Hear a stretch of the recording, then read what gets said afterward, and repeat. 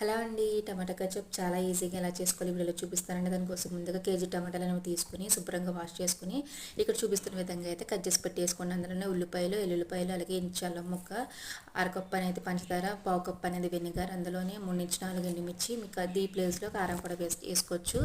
అలాగే సన్నగా కట్ చేసుకుని బీట్రూట్ ముక్కలు కూడా వేసుకుని మొత్తం టమాటాలన్నీ మగ్గి బాగా దగ్గరికి అయ్యి మెత్తటి గుజ్జులు అయ్యేదాకా కూడా బాగా ఉడికించేసుకోండి. అలా ఉడికిన తర్వాత దాన్ని మొత్తం కంప్లీట్గా చల్లారిపోయిన తర్వాత మాత్రమే మిక్సీ జార్లో వేసుకుని మెత్తటి పేస్ట్లో అయితే చేసుకోండి. ఆ పేస్ట్ని ఒక స్ట్రైనర్ పెట్టుకుని మొత్తం అంతా ఎక్కడ ఏమీ లేకుండా శుభ్రంగా అయితే స్ట్రెయిన్ చేసుకోండి. అంతే అండి, చాలా టేస్టీ అండ్ సింపుల్ అయినా సరే టమాటా చపాతి రెడీ అయిపోతుందండి. ఇది స్నాక్స్కి అయితే చాలా పర్ఫెక్ట్ కదండి. మీలో ఎంతమందికి టమాటా కచప్ సాస్ అంటే ఇష్టమో కింద కామెంట్ చేసి అయితే చెప్పండి. దీని ఫుల్ వీడియో కావాలంటే కనుక నేను కింద లింక్ పెడతాను, ఒకసారి వెళ్ళి చూడండి. Thank you so much for watching అండి. Please subscribe. బాయ్.